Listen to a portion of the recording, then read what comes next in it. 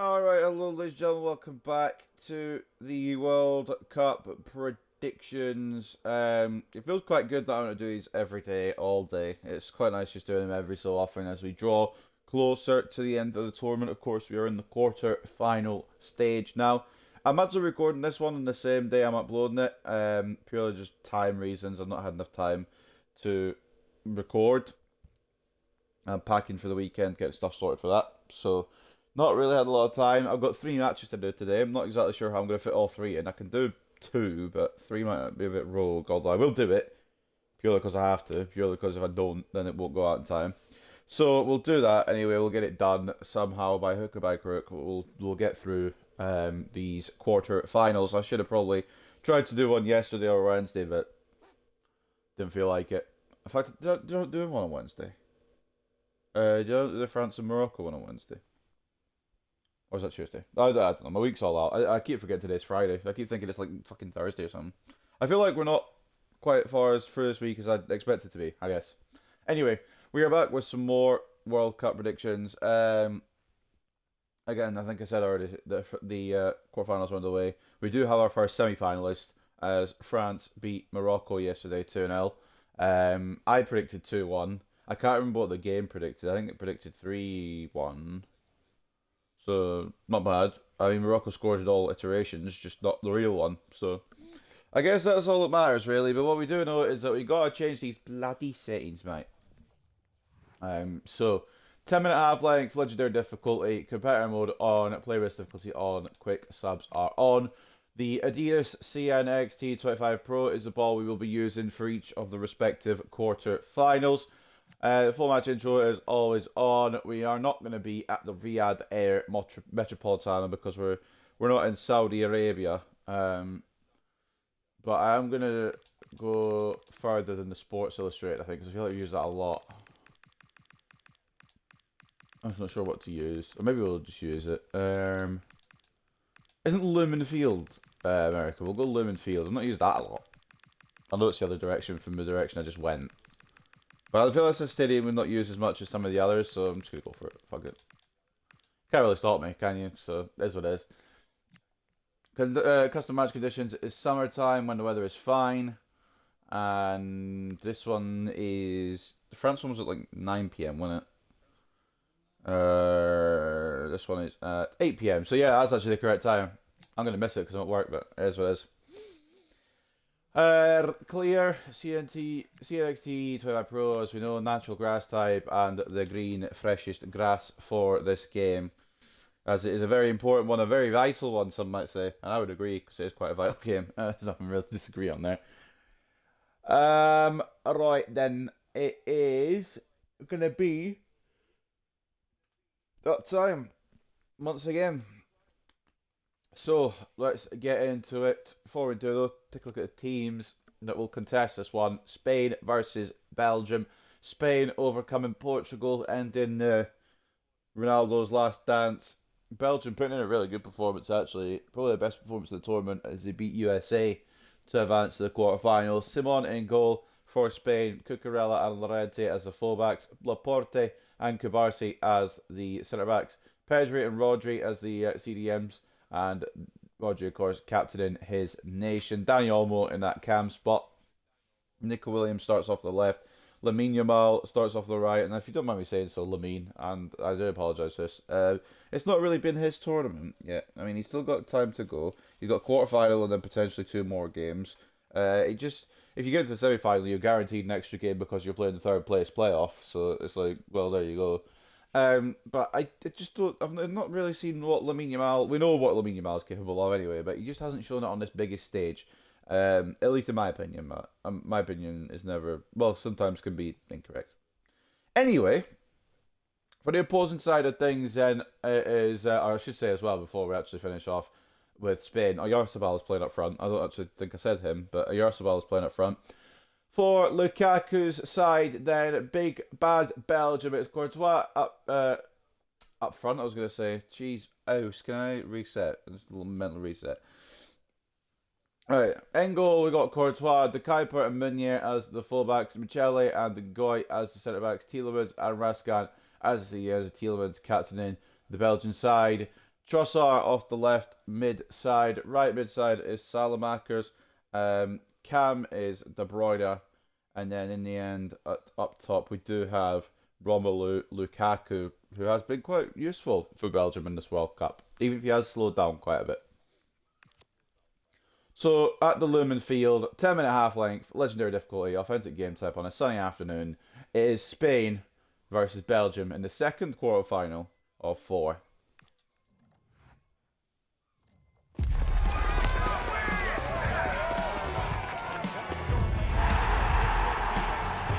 Mad loud, didn't need to be that loud. Hello, and I must say it's always a real pleasure to be broadcasting from this part of the USA. We're at Lumen Field. I'm Derek Ray on the commentary gantry and delighted to be joined as always by Stuart Robson. And everyone here on tenterhooks, you'd have to say with good reason. It's Spain versus Belgium. Yes, thanks as always. We've got two good teams here, so I'm anticipating a really good game. The atmosphere is electric inside the stadium before kick-off, and hopefully we're not disappointed.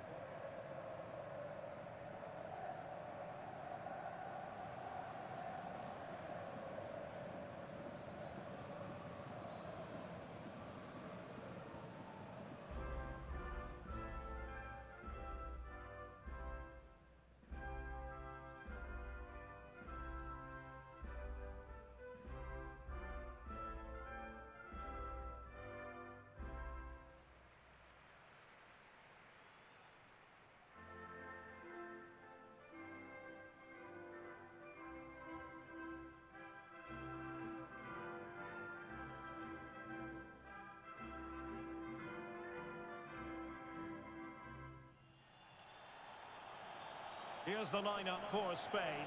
Unai Simon plays in goal. National anthems are completed, the teams have been selected. If you can hear seagulls, I don't know what to tell you. They live by the seaside. But that is Luis de la Fuente's 11. I'm surprised Raya hasn't got an opportunity to show he's capable of this World Cup, especially after he helped Arsenal win the Premier League. But we know how much the manager does like Unai Simon, and he remains the choice. I mean, you can't really dispute it because Spain haven't conceded a goal yet this tournament, so it's like, well, circles and roundabouts, really.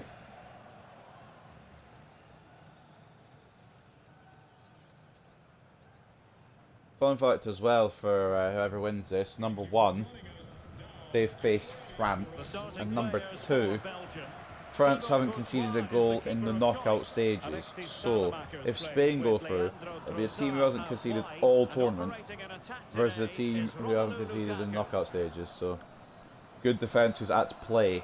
But Belgium could be the party poopers, as they've started to bring the intensity up. I don't know what Lamal and bloody hell, I don't know what Yamal and Trossard are doing there. That camera angle looks fucking weird. Ultimately, if Belgium could be the party poopers, this whole golden age of Belgium, maybe the talk of that will be put to the side, because nobody really gave Belgium a chance. I admittedly thought they were going to struggle in the group, which, to be fair, they did. But then they brought it back, wins over Senegal in round of 32, very dramatic fashion to keep themselves in the World Cup, but they did. And then they got past USA with ease. Now they've got to play former world champions, former Euro winners, and one of the favourite nations who are still remaining in the tournament to see if they can win the World Cup. In white, then, it is Belgium. We had to go with the white silly kit that I don't really like with all the spots on it, because it would have been a kit clash otherwise. And in red is Spain. Spain kicking from left to right, Belgium kicking from right to left. I have gone with a boring prediction, and I'd like to apologise, but I have gone boring, so it means this match may not be the most entertaining spectacle either. I've gone 1-0 to Spain, and I'll tell you for why. The game against Portugal was pretty poor. They took ages to find a goal. They nearly didn't. It was nearly going an extra time until Mikel Merino popped up and put them through. They just don't... I mean, defensively, they're very good. And obviously, passing-wise, they're able to play the ball around with ease without an issue. But they're not a team that scores a lot of goals most of the time. And I think that's going to be the case again. And against the smaller nations, yeah, they'll probably score more, put more of a performance in and get through. But against the bigger nations, they don't seem to really get that goal scoring going, and it just feels like they're not, you know, attacking in the one of the best terms of teams in attacking kind of sense. If that makes sense. I don't know if I've explained that well, but basically, I don't think their attack is brilliant. Although they do have Lamine Yamal in it, they just don't have that, you know, that striker who scores them a lot of goals, and due to that, they don't get a lot of goals. Meanwhile, Belgium, I think they're going to struggle against Spain's defence. I think it might be another. There's a very high chance it could be another clean sheet for Spain. So I just think Spain will continue their brilliant defensive record, but then also not score too many up there. And so I think 1-0 is probably a good scoreline. It might not be the correct one, but it's the one I'm going with. I was thinking 2-1, but then I was thinking that Spain hadn't conceded all tournament, and they also don't score a lot. There is a chance this could go to extra time. I did have that in my mind as well, but I feel like Spain over 90 will just about have enough quality. So that was my thinking on that. If anyone interested, or if you're not interested, still the case.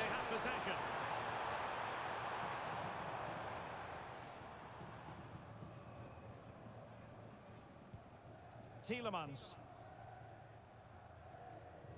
And now with the Kuiper.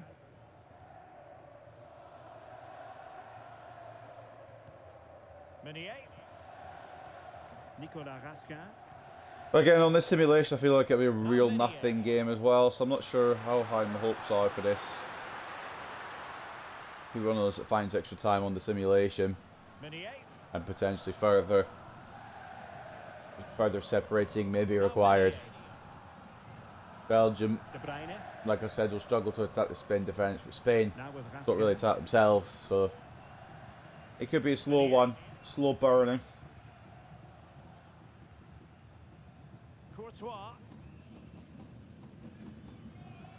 I'm just thinking about tomorrow, all the stuff I need sorted still. Credit due, a good intervention.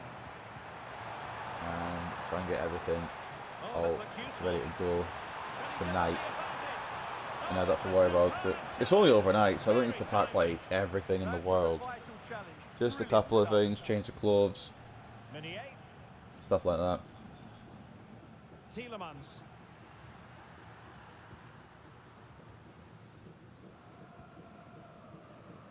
Obviously, chargers and that, phone needs to be there, keys if I need them. And more importantly, I suppose, my bank stuff, my cards, driving license, all that.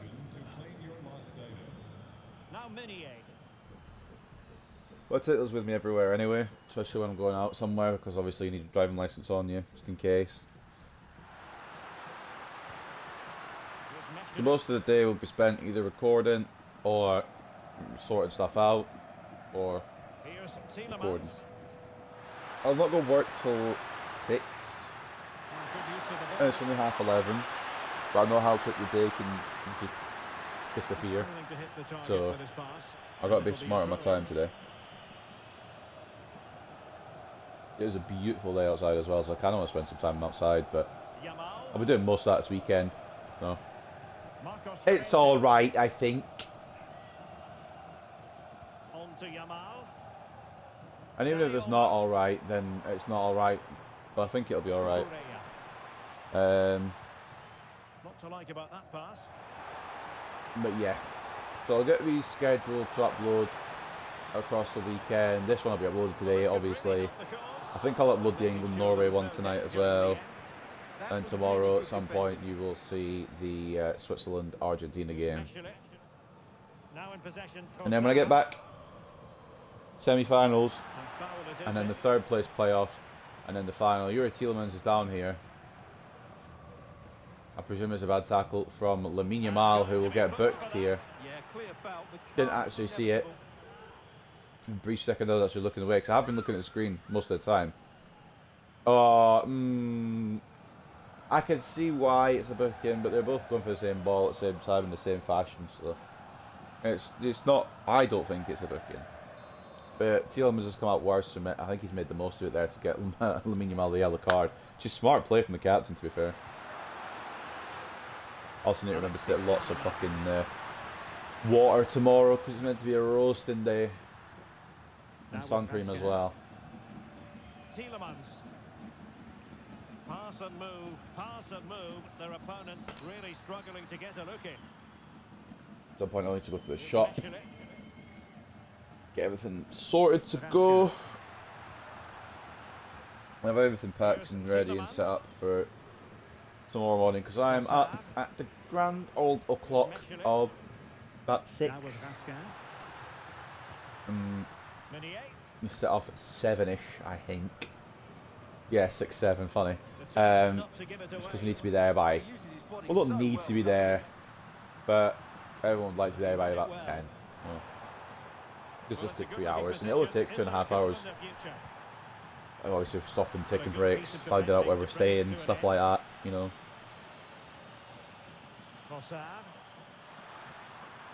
And on to the Kuiper.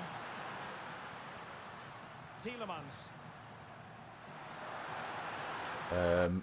I think that my game should come back on when I move the stick, but for whatever reason it didn't. So we've got a brief pause there as De Bruyne makes it through, plays it off to Salamakers.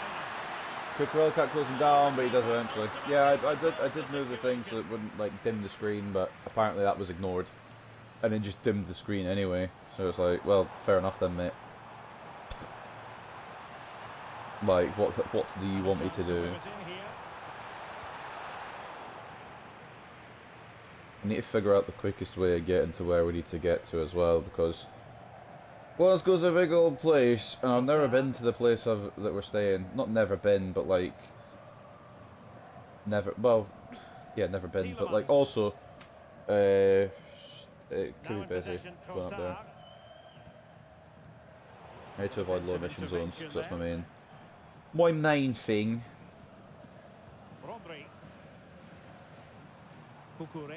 Obviously I can't do low emission, well not obviously, but I can't do low emission zones, so I need to try and make sure I go on the correct roads to where I'm going, and turn off there, and go down there, around there.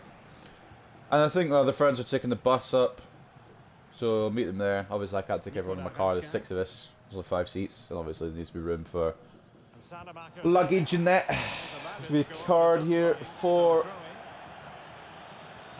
Kelly as well. Yeah, kind of just talking about what I'm doing over the weekend because I've not really got much action to talk about in this game apart from a couple of yellow cards. Nico Williams bursting down the left from the throw-in. Plays it back to Dani Olmo. Inside to Oyarzabal, it's cleared. Tackle by Ngoy and cleared away. Yeah, I did think this was going to be a bit of a boring one. I think this is going to be a 1-0 in simulation as well. Like, it just feels like one of those games that has nothing going for it. Not nothing going for it, obviously there's a semi-final place at stake, but it just feels like in terms of action, Oyarzabal just putting over the bar there. I didn't think he'd get through, but he moves around his man really well. Michelli gets caught, and Oyarzabal gets the shot off, but just ever so slightly over the net. And Thibaut Courtois was diving, he didn't have an idea. Could have gone either way. It could have gone either way. Like.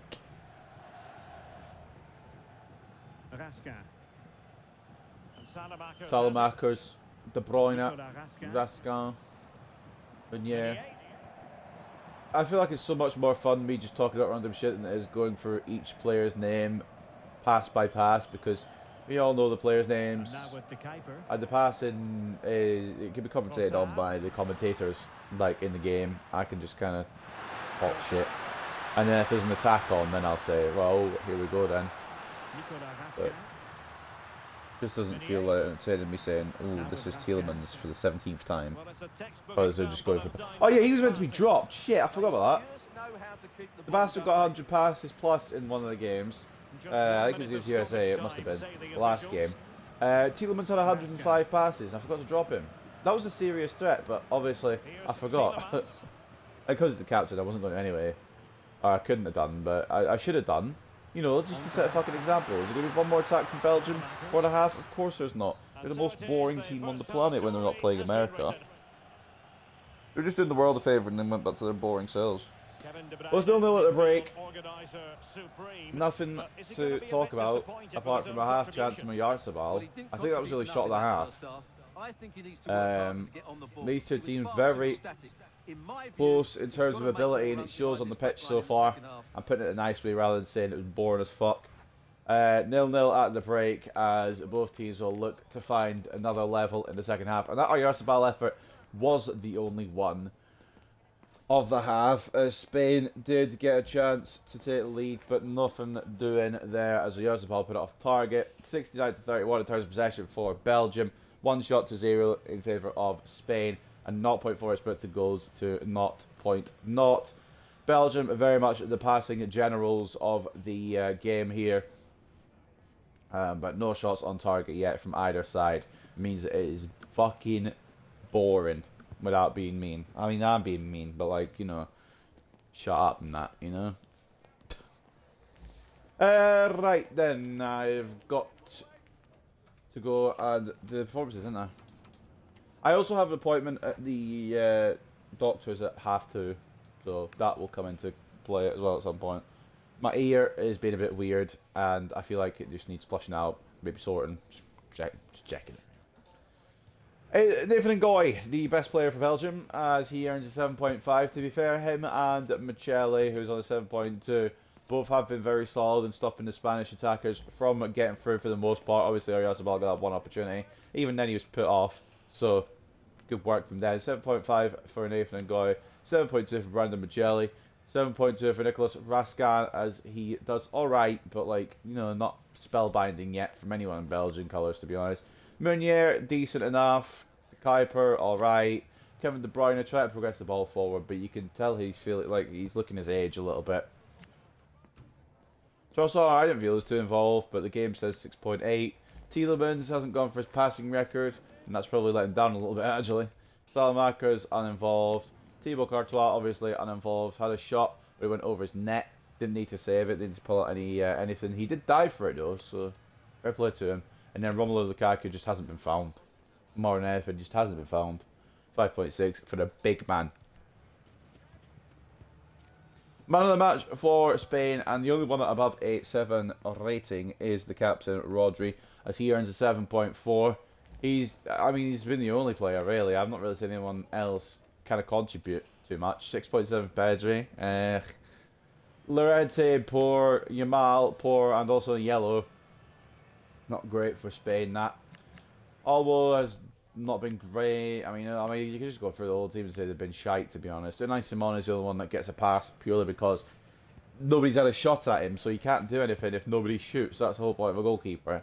But everyone else has been underwhelming. Nico Williams, he's not had a great tournament in total, to be honest. I know in real life, I think he's injured. But in this, he just hasn't really, you know, got a next level yet. And Oyarzabal, the only one with the effort, it was off target. He's on a 5.8. It's just been a boring game, quite frankly. And I'm hoping that it picks up some life in the second half. I'm not holding my breath, but you know what? In a game like this, I would take a 1-0 just because both the teams are so fucking boring, without being too mean. Although I have just kind of scathed at them and said, "You're boring fucking bastards." So, I don't know. We'll see. We'll get into the second half anyway. No changes, I believe, to be made as the half closes out. And we will go into the second one. And note for more, please. Who will be the team to face France in the quarterfinals is a question we're looking for the answer to. And the answer is, I don't know, but I think either of them get mauled, to be honest.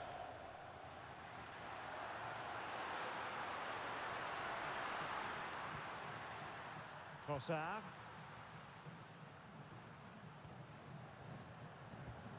I'm trying to keep engaged as far as I can, Now with Raskin. but I'll probably let the actual in-game commentators do most of the heavy lifting. Well, plays with a positional sense that is second to none. I am kind of researching stuff for tomorrow, because we are going up for a particular reason, so kind of get everything sorted for that. Rodri.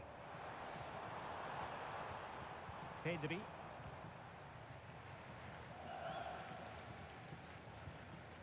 Marcos Llorente has it. Pedri. Cucurella. That's a good-looking ball. And with that, the attack fizzles out.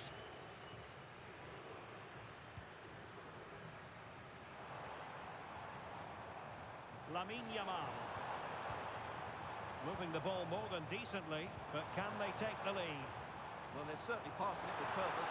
Oh yeah, it's about this last touch and it goes through the goalkeeper. I wasn't watching, so I don't know what built up to that, but I am going to start watching again now. I'll just have a little look at what's happening over the weekend. Salamakers, Meunier, Raskan, Lukaku, Salamakers, Meunier. Just playing it around the triangles here. Salamakers, De Bruyne, Raskan, into Lukaku. Tielemans plays it out wide to the Kuiper.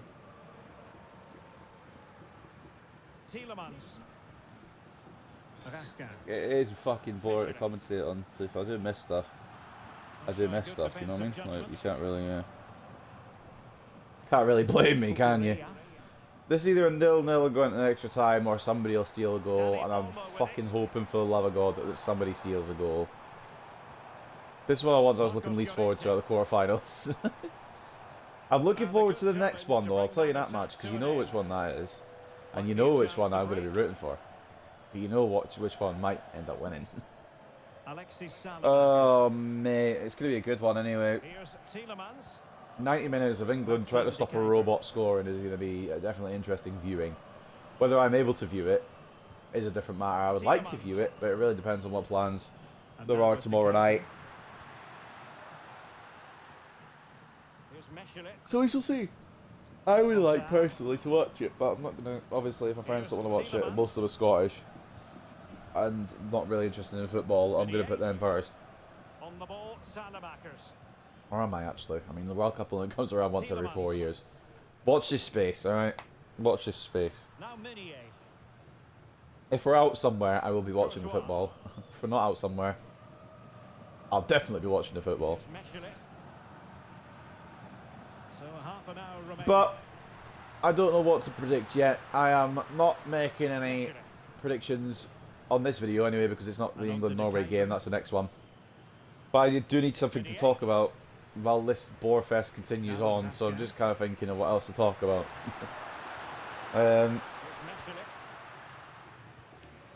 Just not much going on, is there? It's just passing Olympic. You got two of the most passing teams that are fucking was.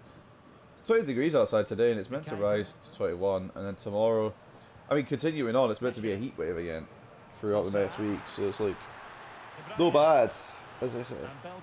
But I need to look at Glasgow weather. See if it's any hotter there, if it's colder, or what the dealio is. Oh, lovely, 24 degrees, it's going to be, oh, it's going to be 20 degrees tomorrow. Oh, okay, well, I guess that's cool. It's warm today and it's going to be cold tomorrow. Well, not cold, but...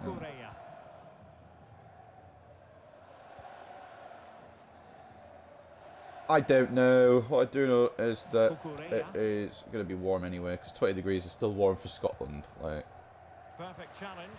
It's going to be a long, long day. The whole thing we're doing is 9 hours long. I don't think we'll be out for the whole 9 hours. I don't think we'll get there by the start. I don't really know, genuinely. I feel like... I don't know. Either way, I'm excited to get away for the weekend, wherever it may be, for whatever it may be, because I've not been away in a while. The last weekend I booked off was for the 10k that talks about... I don't think I actually talked about it, but I did a 10k. That was pre-World Cup, so... Yeah, not a day off since then, it's been about 2 months. Still got days to take, don't know when I'll take them. I don't really want to take them, to be honest. I quite like... Not quite like being in work, but I quite like making money. Although, yeah, I mean, work's gotten better. I don't know if I ever voiced my frustrations on here. Can't remember if I did or not. But it's gotten better, so we chilling.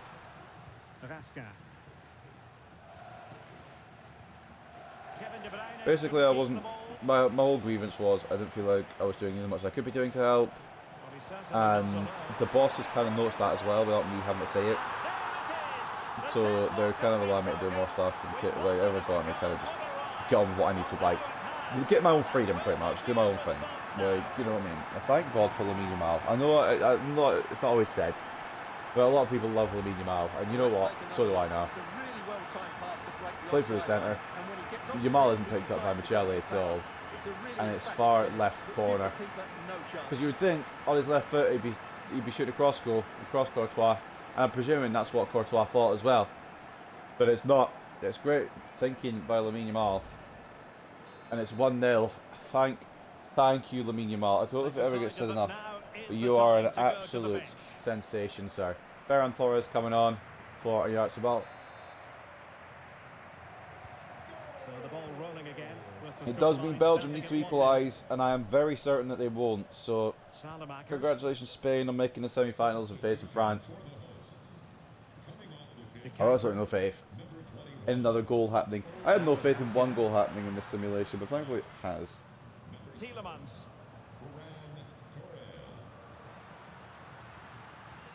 Now in possession for Salah.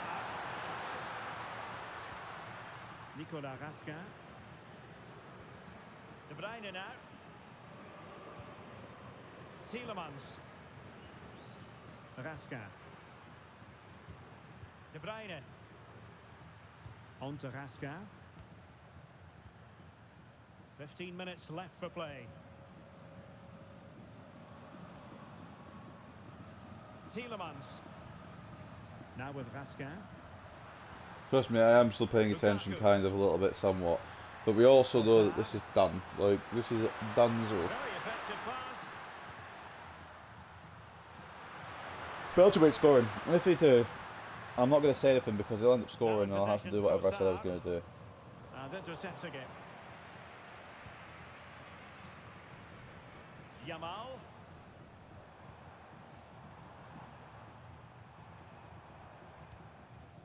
Showing a great defensive instinct.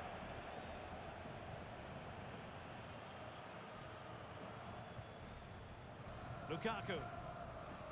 And on to De Kuiper.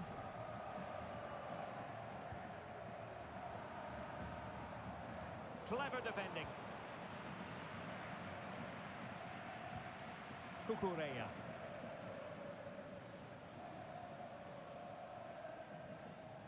Marcos Llorente. Let's wait for this game to end now, which we have been doing since the beginning of it. And Torres on the I don't think there will be another goal, but if there was to be one, it'll probably be for Spain rather than Belgium. I just don't. Belgium haven't shown anything. I mean, neither is Spain, but they've got a child that can score goals on a whim, so advantage Spain, I suppose. Actually, he's not a child anymore either. He'll be 19 by the time this game comes out, or 18. I know his birthday's around this time. They're gonna make a big fucking shit about it in the media. They'll be like, "Oh my God, Lamine Yamal is turning 19. He is the best player to ever grace the planet." 13th of July is his birthday, so this game's on the 11th. No, this game's on the 10th. It's today. If Spain do get through, it'll be 19 by the semi-final happens.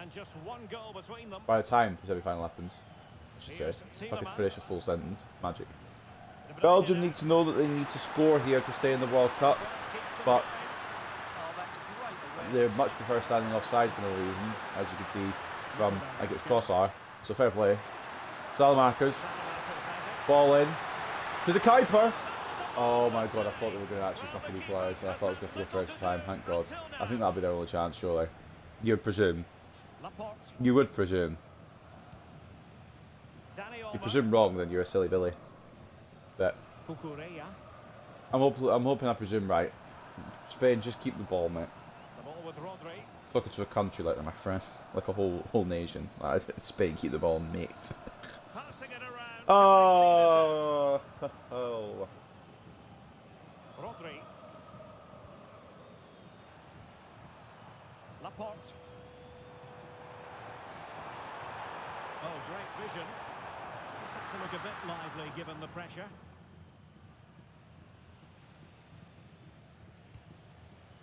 Trossard. De Kuiper. And we will have just one additional minute. And danger averted. Well read. Dani Olmo. The ball with Rodri. And it's all over. well, that's that for that. That was an absolutely enthralling match of the highest quality, ladies and gentlemen. That's what you get at the World Cup. It is a top-tier game by top-tier nations. Unfortunately, it is a very close one, but Spain being the absolute powerhouses they are, managed to withstand a devastating Belgian offence to find a goal of their own and put themselves through against France. That's what I'd like to say, but really it was a shit fest. It was boring. And Lamine Yamal, thank God for you, sir. But in all seriousness, Spain did get the win over Belgium 1-0 like I thought it was going to be 1-0. I'm still predicting that in real life. Lamine Yamal, the goal scorer, and they will face France for a spot in the World Cup final. You know, it's going to be a big one. And Legendary Eye wins for the 98th time. We are nearly there, ladies and gentlemen. Oh, it feels like a slog, but we've got through the worst of it. We're at the best part. We're at the part where we're going to find the winner, but in all quite transparency with you guys, I can't wait to disappear again. And not have to stream. I don't hate it when I do it, but I do like it when I don't do it as well. A lot more. 68-32 in terms of possession for Belgium. 2-1 in favour of Spain on the shots. 0.9 expected goals for 0.5. Belgium nearly actually over double the passes, but nothing coming from it for the losers in the end of the day. It's a 1-0 win for Spain as they advance to face France, as we know. Taking a look at performances, the man of the match goes to Tielemans. If you've broken 100 passes, oh, you're a lucky boy. Because I forgot last time, and you've gone under the radar this time. 7.3 though for the captain. He's the highest rated player for Belgium. The Kai Power to 7.2. He nearly got a goal, to be fair, to equalise at the end, but it's a good save from Unai Simon. Belgium's only shot of the day as well, by the way. Couldn't find the back of the net, unfortunately, with the header. Nathan Ngoy, 7.2 at the back. Nicolas Rascan, 7.1. Brandon Michelli didn't really do as much second half. It was more Ngoy based than Michelli based, and obviously they did concede the goals, so the ratings go down because of that. He was alright still, though. Trossard could have done a bit more, 6.9. Meunier, it's alright, 6.9. Kevin De Bruyne, I think the best player would have been to sub him off for somebody else, freshen up a bit, but they didn't do that. I don't think they actually made any substitutions, which is probably what cost him a little bit as well. 6.7 for KDB. Salamaker, 6.5. Lukaku couldn't really get anything going, 5.8. And Thibaut Courtois letting in the goal. Only one shot on target for Spain, and it was the one that Lamine Yamal put past the veteran goalkeeper. So 5.7 for the Belgian man in goal. For Spain then, Rodri, man of the match, is 7.6. Lamine Yamal, 7.2. He got the goal and the all-important contribution that will send Spain through to the World Cup semi-finals. Pedri with a 6.8 and Llorente 6.8 as well. Not great. It was actually quite a shit game, we know that, but like not great performances from anyone. The only save made today was from Unai Simon, who stopped Maxime de Kuyper's late header equaliser attempt. If that had gone in and we got extra time, there may have been potential ramifications. I would have screamed, pretty much. We'll put it at that. Olmo, poor. Cucurella, poor. Kabasi, poor. I mean, the centre-backs, you can't really rate them highly because there wasn't a lot of Belgian attack, and the one that did go through nearly went in. Oyarzabal got the assist for the Yamal goal before he was subbed off. He gets a 6.3, at least he assisted. I know he put a shot target. I feel like 6.3 probably deserves a little bit more, but also did lose the ball a lot, as you can see by the possession. Lost that, so I mean, just didn't really feel like a vintage game, and it was never really going to be a vintage game. It was always going to be two teams that cancel each other out, and cancel each other out they did for the majority of 90 minutes. That might have been the most boring game we've had in a while. Just nothing, no real change from either side. I mean, hiccups. Spain did make one change with Oyarzabal for Torres, but Belgium didn't make any. I'm wondering if with changes they would have maybe managed to get something back in this one. But at the end of the day, it is Spain that will advance into the World Cup quarterfinals, and it will be Spain that will face France, at least in simulation. That's what simulation is thinking. Will it happen in real life? I don't know. But what I do know is that is going to wrap up this one. I hope you guys have enjoyed, or at least try to enjoy, and I'll see you next time. Take care, and peace.